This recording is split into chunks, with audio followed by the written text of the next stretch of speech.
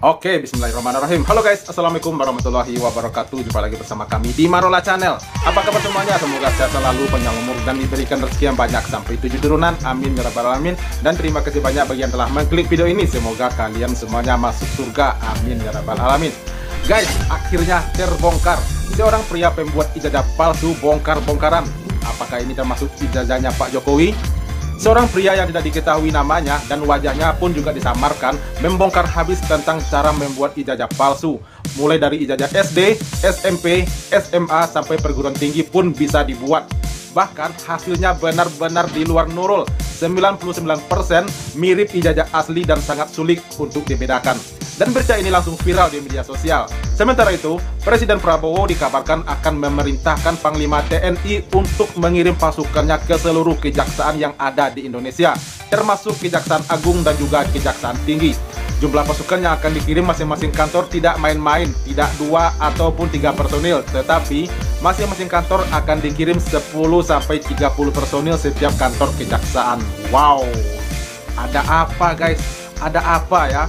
Kenapa Pak Prabowo meminta Panglima mengirim pasukannya ke seluruh kejaksaan yang ada di Indonesia? Nah, tolong simak sampai selesai agar tidak gagal paham. Nah, penasaran seperti apa videonya? Ini dia. Let's go. Kasus dugaan ijazah palsu Presiden ke-7 Jokowi yang menemui babak baru.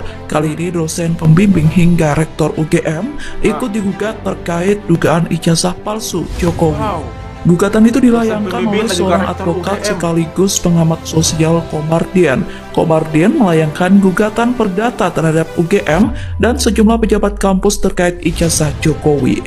Dilansir dari Tribun News pada Senin 12 Mei, gugatan itu diajukan ke Pengadilan Negeri Sleman Daerah Istimewa Yogyakarta. Sejumlah pihak yang ikut digugat adalah Rektor UGM, 4 orang wakil rektor, dekan Fakultas Kehutanan, kepala perpustakaan, hingga dosen pembimbing skripsi Jokowi. Komardian menggugat mereka atas dugaan melawan hukum yang berkaitan dengan proses pengesahan ijazah. Sidang perdata atas perkara ini dijadwalkan akan berlangsung pada Kamis 22 Mei mendatang. Hidup Jokowi! Luar biasa. Berarti benar juga ya dugaan netizen terhadap UGM telah ada kong kaling kongnya, kira-kira seperti itulah kira-kira yang disampaikan oleh netizen ya. Antara UGM dengan Pak Jokowi telah ada lirik-lirik mata lah seperti kata lagu ya. Wah, luar biasa. Sampai dekannya, dosen pembimbing, beberapa pejabat seperti rektor, wakil rektor ikut terlibat dan juga ikut digugat. Wow, luar biasa. Oke guys, lanjut. Jokowi!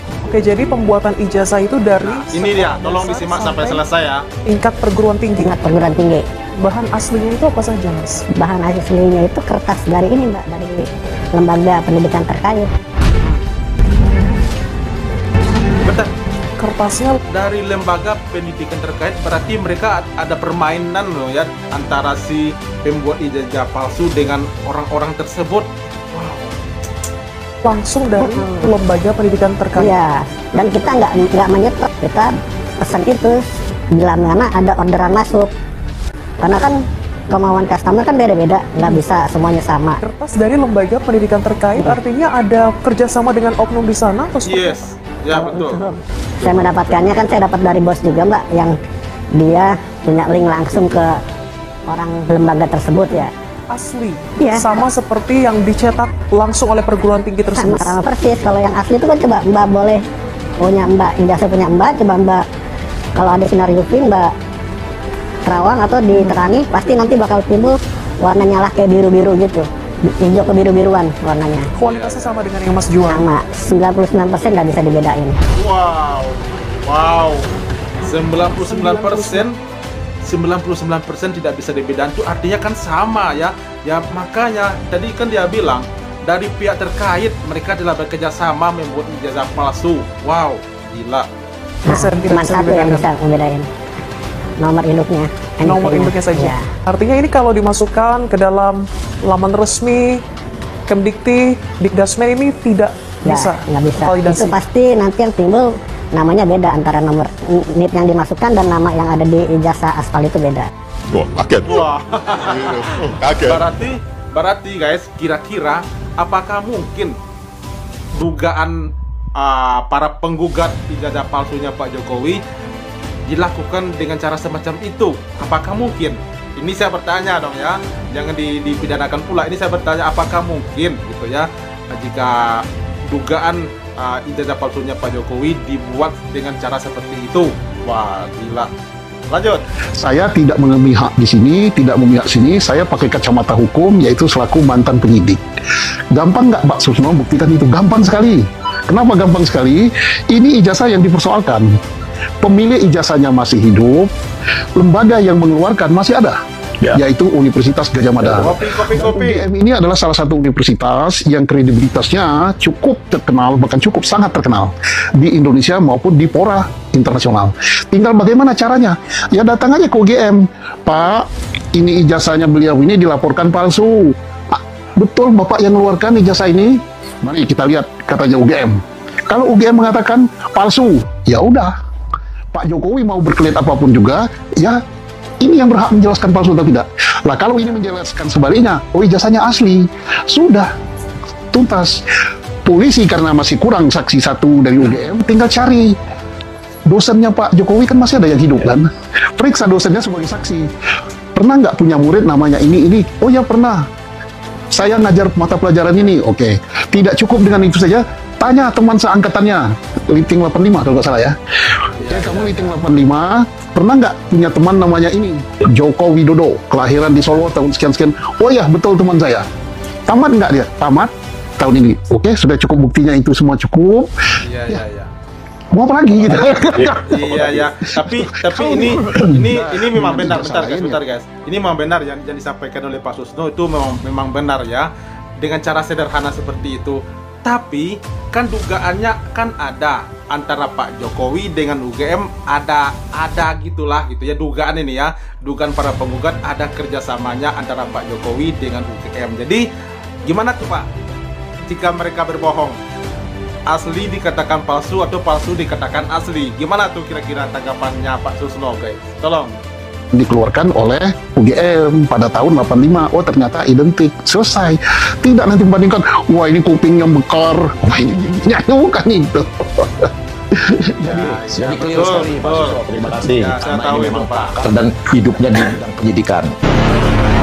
Itu dengan cara sederhananya. Jenderal Agus memerintahkan agar prajurit TNI berjaga di kantor kejaksaan seluruh Indonesia, sebab antara TNI dan Kejaksaan Agung telah menjalin kerjasama terkait keamanan. Jumlah prajurit yang dikerahkan pun bukan 1 atau 2 orang, tapi satu satuan setingkat peleton atau SST sekitar 30 orang untuk setiap kantor kejaksaan tinggi dan 10 personel untuk Kejaksaan Negeri Kabupaten Kota. Prajurit Angkatan Darat diprioritaskan untuk penugasan ini, tapi akan ditambah dari Angkatan Laut dan Angkatan Udara jika memungkinkan. Nah tuh gimana guys? Padahal kan kejaksaan selama ini aman-aman aja ya. Toh kenapa tidak polisi saja yang berjaga? Karena keamanan lingkungan kan tupoksinya polisi. Amanannya bukan pengamanan tertutup. Kenapa ya? Itu poin saya itu gitu, ke situasinya kayak genting ini gitu loh. Nah, terbuka. Padahal kan sebenarnya bisa saja pengamanan tertutup. Nggak usah rame-rame gitu. Misalnya pakai pakaian sipil atau apa.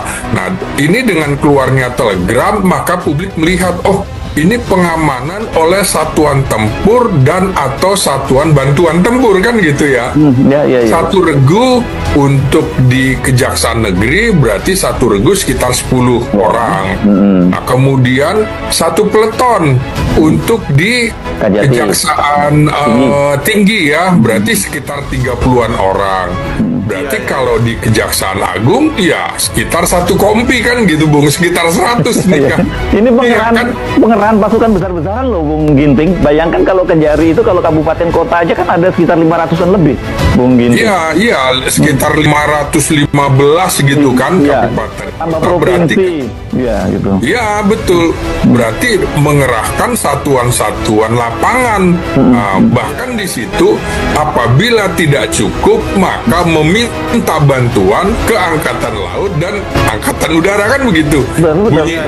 Bunyi telegramnya itu. Jadi ya ini bagian dari barangkali ada rencana besar dari Presiden Prabowo Subianto supaya tidak lagi hilang kasus-kasusnya gitu. Misalnya fokus kasus apa kok hilang nih, kasus ini hilang gitu kan.